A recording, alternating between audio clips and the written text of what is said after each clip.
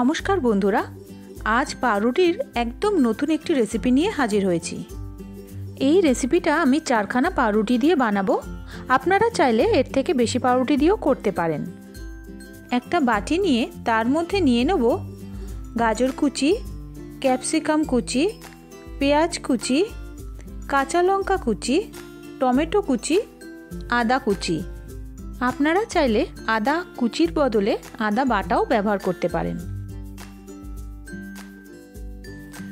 এবার এর মধ্যে দিয়ে দেব পরিমাণ মতো নুন আর একটা ডিম।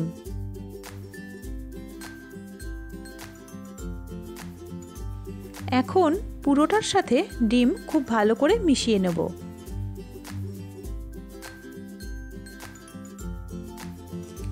হয়ে গেলে এটাকে একপাশে সরিয়ে রেখে দেব। এবার পাউরুটিগুলোকে মিক্সিতে গুঁড়ো করে একটা বাটিতে নিয়ে নেব। এর মধ্যে দিয়ে দেব 2 চা চামচ ময়দা আর 1 চা চামচ সাদা তেল।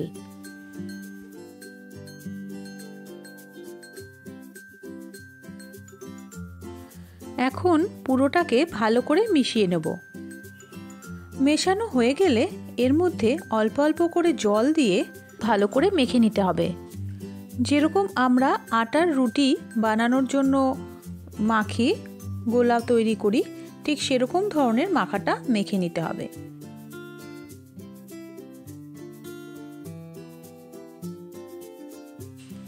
মাখা হয়ে গেছে।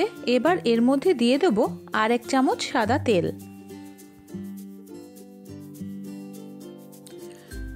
এই তেল দিয়ে এটাকে আবার একটু ভালো করে মেখে নিতে হবে। দেখুন, ঠিক এই রকম ধরনের একটা মাখা তৈরি হবে। এখন পাউরুটির এই মাখাটা থেকে কয়েকটা ছোট ছোট লেচি কেটে নেব। এবার এর থেকে একটা লেচি নিয়ে এইভাবে বাটির মতো বানিয়ে আস্তে আস্তে একটু চেপে চেপে বড় করে নিতে হবে। দেখুন এরকম। এবার সাইডগুলোকে ঠিক এইভাবে দুটো আঙুলের সাহায্যে একটু চেপে চেপে ফুলের মতন জোড়া করে দিতে হবে। দেখুন, ঠিক এই রকম ভাবে করে দিতে হবে।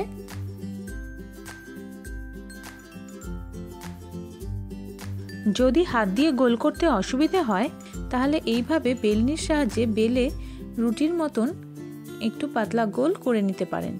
এবার এটাকে হাতের মধ্যে তুলে নিয়ে ঠিক একই রকমভাবে আঙুল দিয়ে চেপে চেপে একটা সুন্দর ফুলের মতন শেপ করে দেবেন। আমার সবগুলো বানানোই হয়ে গেছে। একটা ননস্টিকের তাওয়া নিয়ে নেব। তার মধ্যে দিয়ে দেব খুব সামান্য পরিমাণে একটু তেল, আর হাত দিয়ে পুরো তাওয়াটার মধ্যে তেলটাকে মাখিয়ে নেব। আপনারা চাইলে ব্রাশ দিয়েও করতে পারেন, কিন্তু আমি হাত দিয়ে করেছি আমার সুবিধার জন্য। এবার পাউরুটির যে ফুলগুলো বানিয়েছিলাম সেগুলোকে এরকমভাবে বসিয়ে দেব।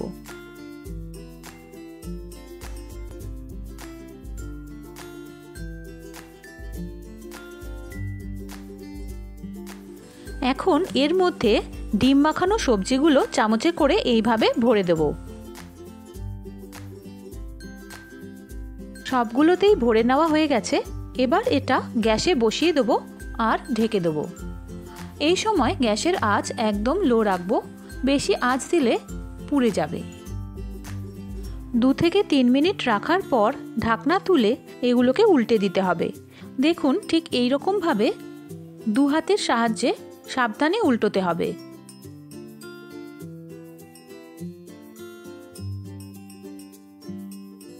গ্যাসের আঁচ বাড়ানোর কোনো প্রয়োজন নেই, হালকা আঁচেই এটা আবার ঢেকে দেব।